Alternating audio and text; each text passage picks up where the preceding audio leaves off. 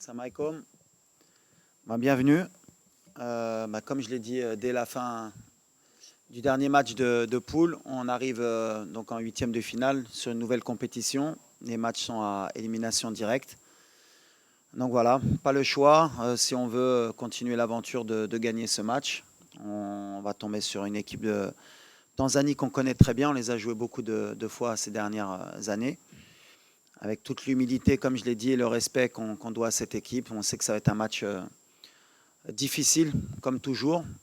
Et on espère bien sûr gagner ce match pour passer en quart de finale, Inch'Allah. Coach, Karim, please. Salam alaikum tout le monde.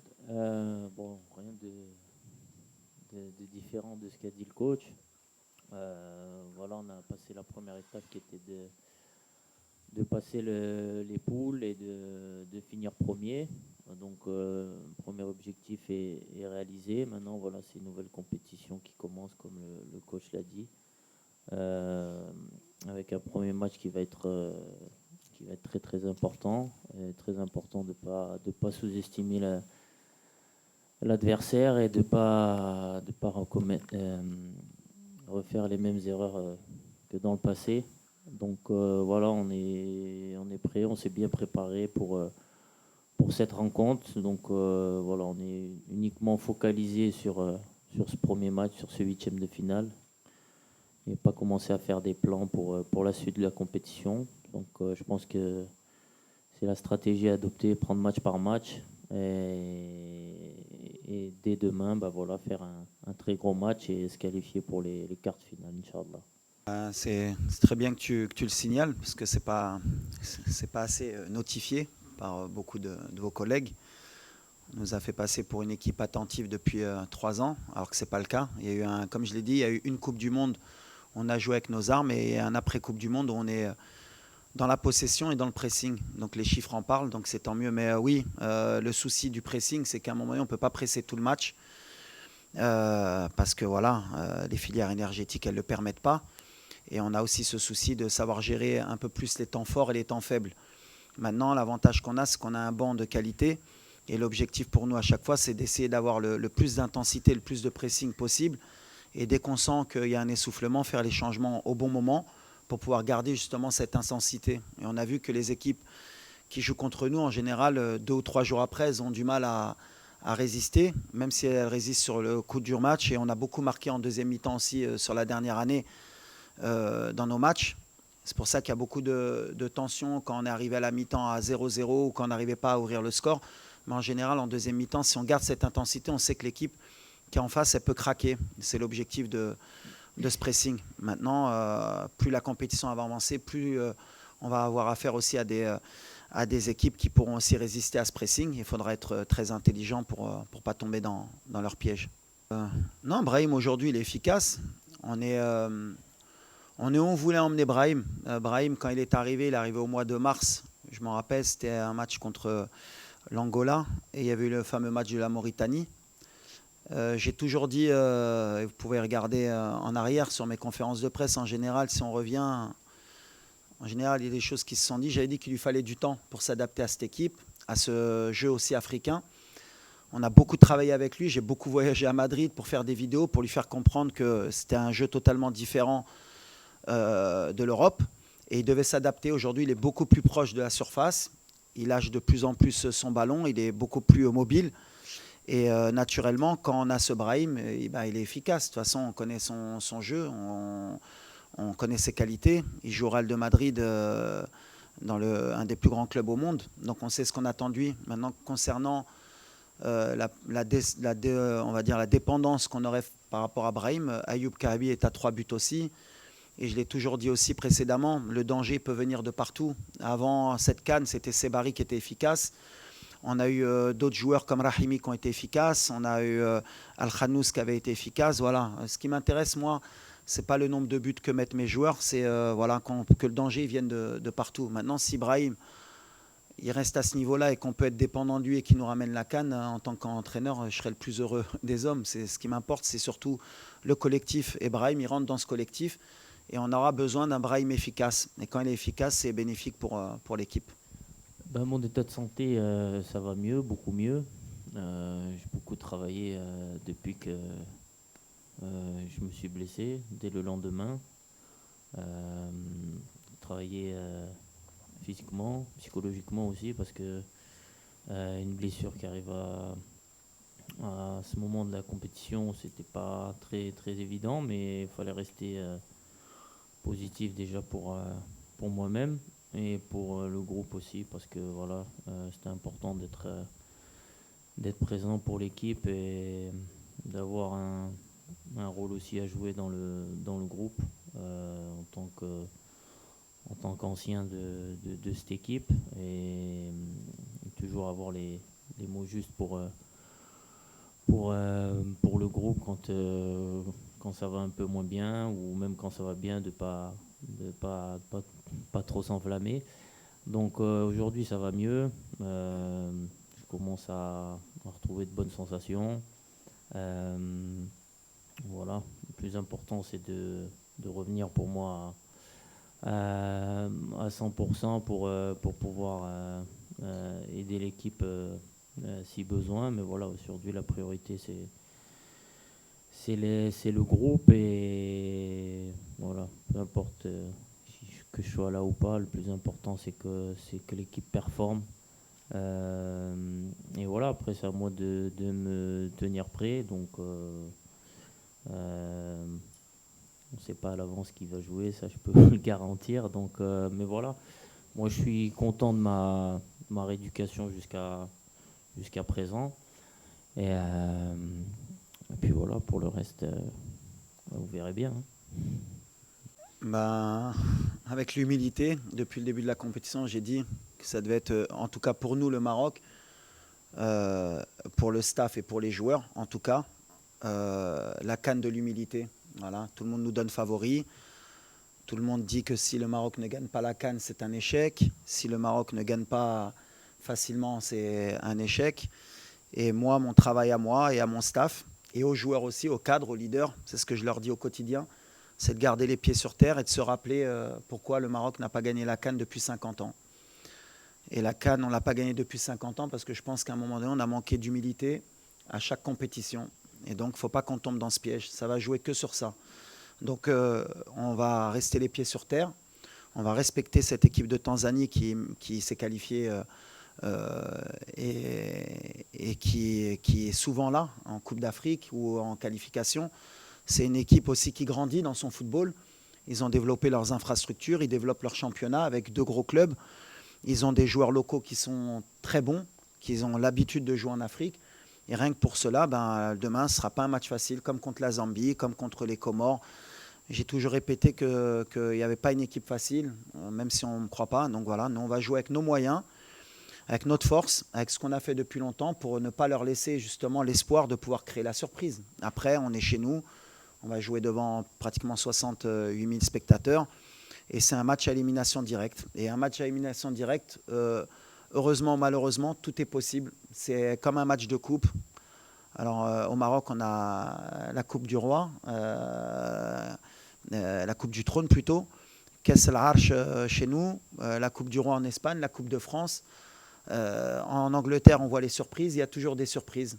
À nous de faire en sorte que demain, il n'y ait pas une chance pour cette équipe. Alors Achraf, on a toujours été clair, je crois, depuis le début de la compétition. Depuis sa blessure, on a toujours bien communiqué aussi.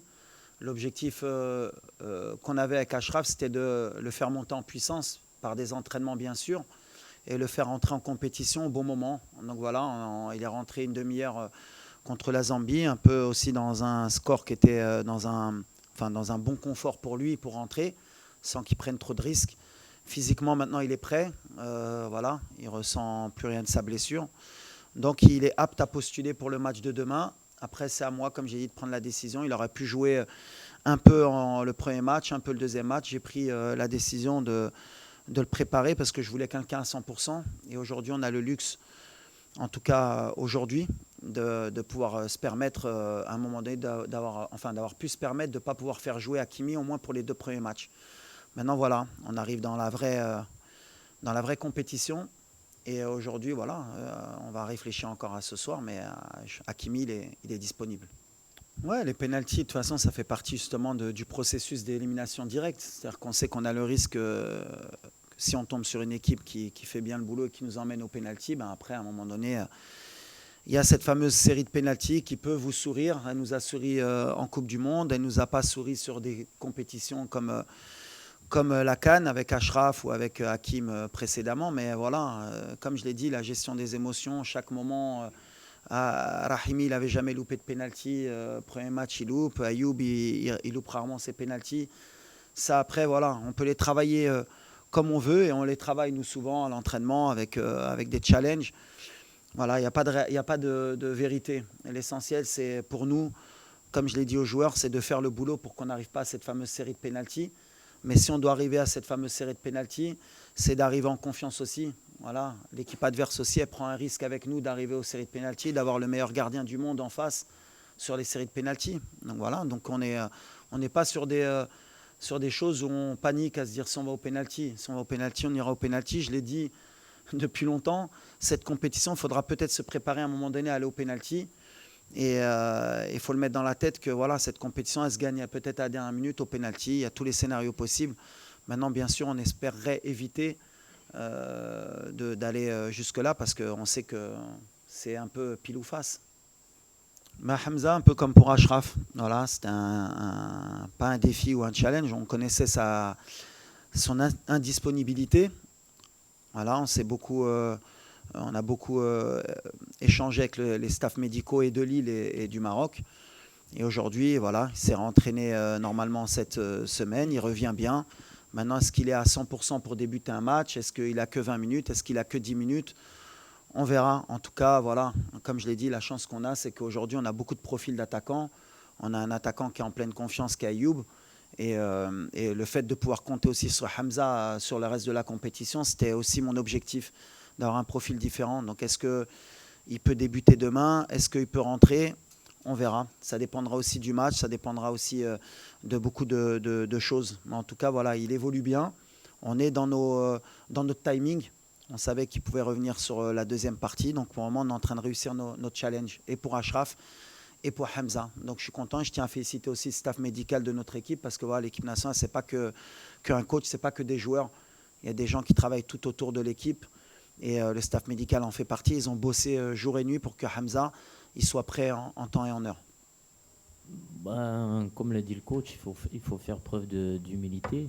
Euh, et comme j'ai dit au tout début, malheureusement, dans le passé, on a eu certains déboires parce que ben, on en a peut-être manqué à un moment donné où on s'est fait éliminer de la compétition par des équipes qui étaient censées être euh, footballistiquement inférieures à nous. Et parce que ben, on n'a pas fait forcément ce qu'il fallait pour, euh, pour passer et on se fait surprendre et après c'est des désillusions et des désillusions et au contraire on a eu des moments où ça n'a pas été le cas et on a réussi à faire de grandes choses aussi. Donc je pense que ce qui est important, on le répète, je pense que le coach vous l'a répété aussi depuis un certain moment, c'est l'état d'esprit. Il n'y a pas à calculer. Je pense qu'aujourd'hui, je ne vais pas dire qu'on s'en fout un peu, mais c'est le cas.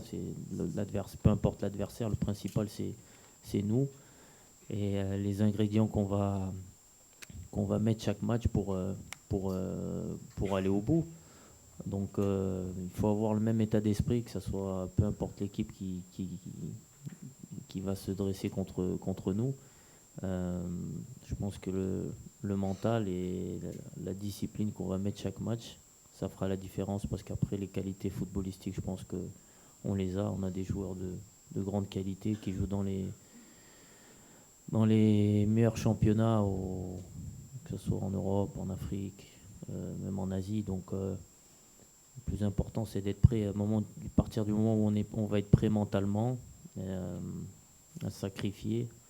Le football, on sait jouer au foot, je pense que ça c'est indéniable quand on voit les joueurs qu'on a. Donc ça c'est l'aspect où on insiste le plus, nous, les cadres, surtout auprès des jeunes, parce que voilà, pour beaucoup, c'est une première CAN, c'est une première CAN aussi qui est au pays. Donc ça peut être à la fois un peu de stress ou aussi de l'insouciance de ne pas savoir ce que représente la Coupe d'Afrique, encore plus au Maroc. Donc c'est important de garder ce message-là. Et on l'a vu sur le dernier match où on a été plus consistant pendant les 90 minutes.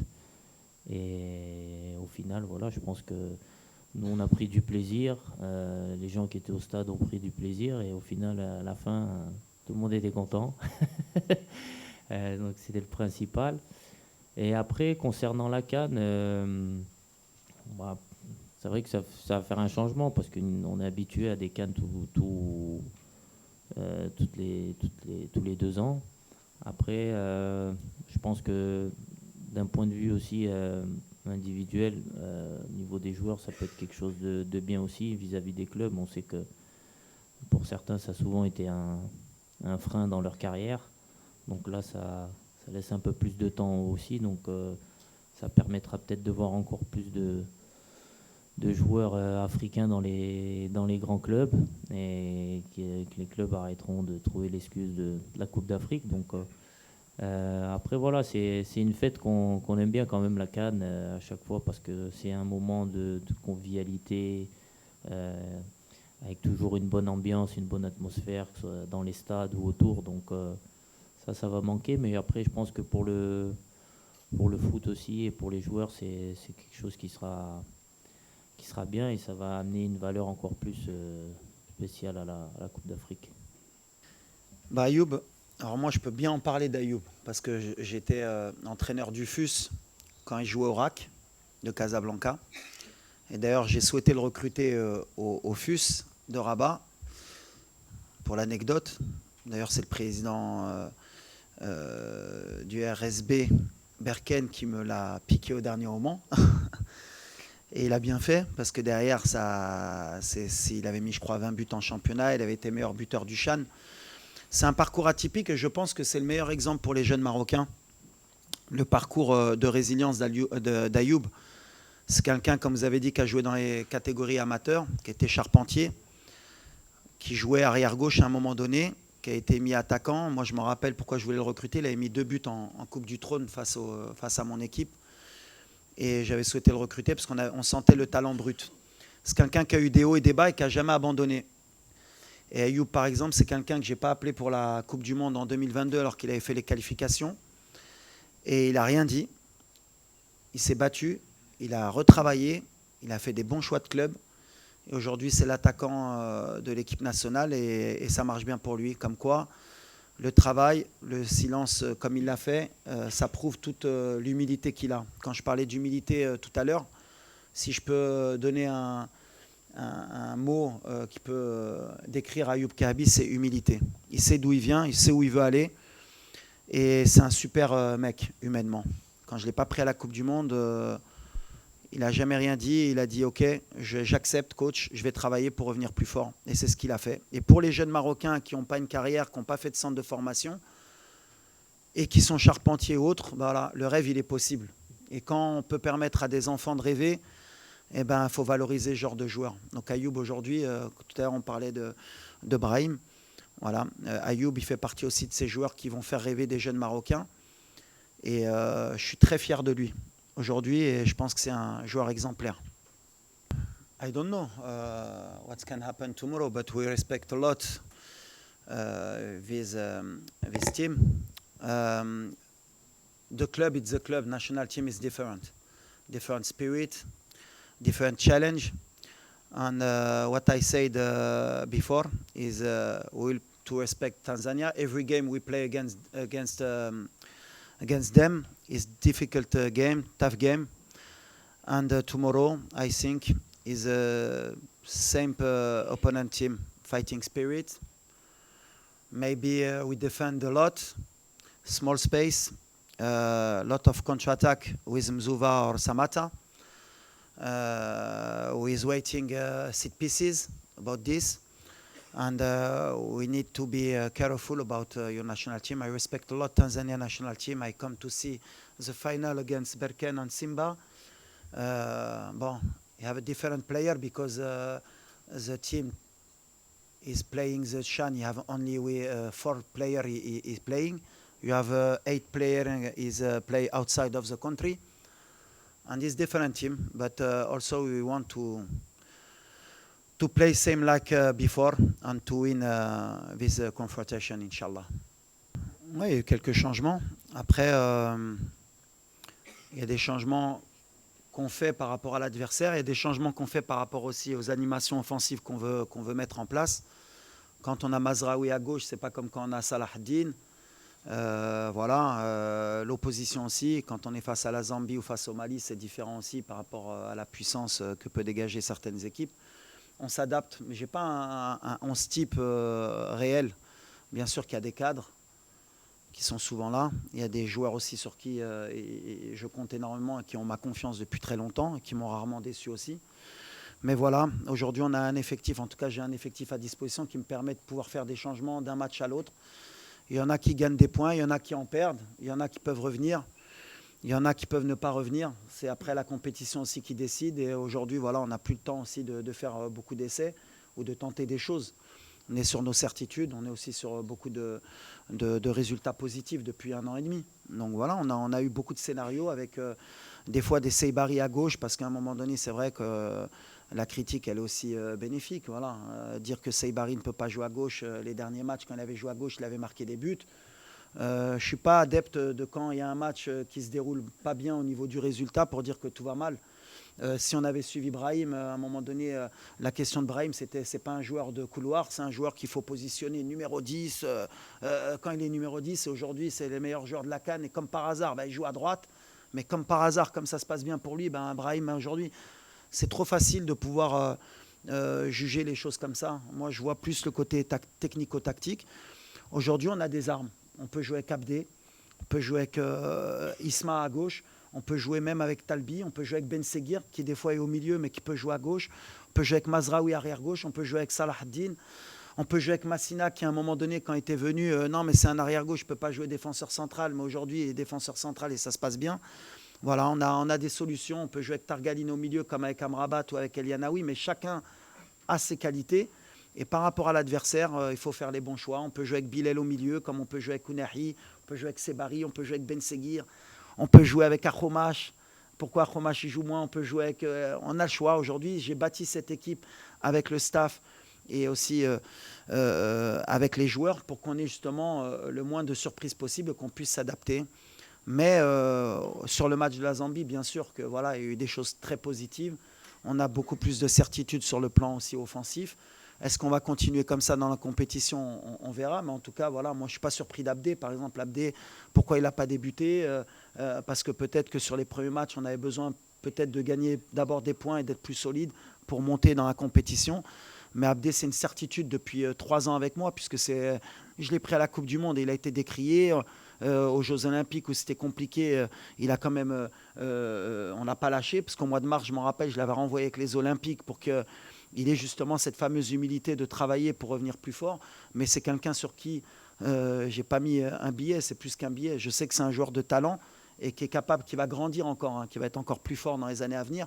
Mais voilà, qu'il fallait faire évoluer, tout comme Bilal, tout comme Ilyes, tout comme Talbi. On a des jeunes joueurs qui arrivent, tout comme Akhomash. Mais il faut les accompagner avec des anciens pour qu'ils comprennent ce que c'est que l'équipe nationale, l'importance que c'est que de jouer pour l'équipe nationale, et par rapport à leur talent aussi, parce que souvent quand on est jeune, on veut démontrer beaucoup de choses vis-à-vis du public, qu'ils comprennent que la priorité, c'est d'abord de jouer pour l'équipe nationale. Et après, dans leur qualité, de les démontrer, de les appliquer pour qu'ils puissent briller en équipe nationale. Mais aujourd'hui, moi, j'ai le choix du roi, on va dire. J'ai un effectif, j'ai 28 joueurs aujourd'hui, puisque Romain est en train de revenir, Igamen est en train de revenir. Donc à l'arrivée, sur 28, j'en ai 11 à poser, donc il y en a 17.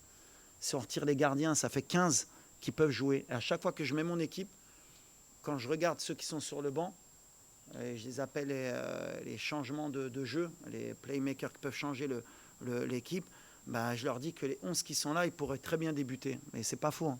Euh, non, déjà, on a la chance d'avoir des supporters aux 4 coins du monde, j'ai envie de dire. Donc ça, c'est une force pour nous. Après, voilà, c'est comme on l'a déjà dit, on sait qu'on est favori dans ce match.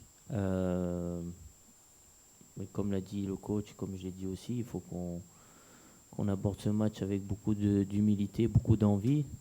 Et c'est pas de se focaliser sur l'adversaire, mais uniquement sur nous-mêmes et sur les ingrédients qu'on va mettre pendant ce match pour aller se qualifier en quart de finale. Donc je pense que aujourd'hui on a tous conscience de l'enjeu de cette CAN au Maroc. Et voilà, on a un objectif qui est clair et précis. Et demain, voilà, on a un prochain obstacle qui est la Tanzanie. Et on va tout faire pour franchir cet obstacle en, en proposant un beau jeu et en ayant la bonne attitude sur le terrain pour montrer les valeurs qui sont les nôtres et qui nous animent depuis un petit moment et depuis le début de la compétition, même si au début on était un peu critiqué. Mais voilà, on a confiance pour ce match de demain. Et, euh, et voilà, Inch'Allah, ça va bien se passer. Et puis, on va passer en quart de finale. Ah, non, mais ça, c'est. Chacun fait son équipe type. Qu'il soit pas dans l'équipe type et qu'on gagne la CAN. Ouais, exactement. Je pense que l'équipe type, ça dépend. La CAF va en faire une. Je pense que chaque média en fait une aussi. Elle sera toujours différente. Donc, il y aura toujours des absents, peut-être des gens qui seront toujours là. Le plus important, c'est pas l'équipe type, mais qu'on remporte le trophée. Donc, je pense que tout le monde ici aimerait avoir 11 Marocains dans l'équipe type, mais je suis pas sûr que ça sera le cas. Je sais pas si c'est déjà arrivé dans l'histoire du foot qu'une équipe ait tous ses joueurs dans une équipe type. Donc, non, le plus important, euh, c'est qu'on remporte le trophée. Après, équipe type, pas équipe type, ça c'est superficiel, on va dire. Juste pour remercier le public, c'est important de dire les choses. Les 2 premiers matchs, je m'étais plaint un peu de l'ambiance au stade. Au 3e match, ils ont répondu présent et les joueurs l'ont ressenti et me l'ont fait savoir. Donc voilà, on remercie vraiment nos supporters. On sent qu'ils sont derrière nous. C'est pas le moment aujourd'hui d'aller à gauche, à droite. On doit être tous soudés.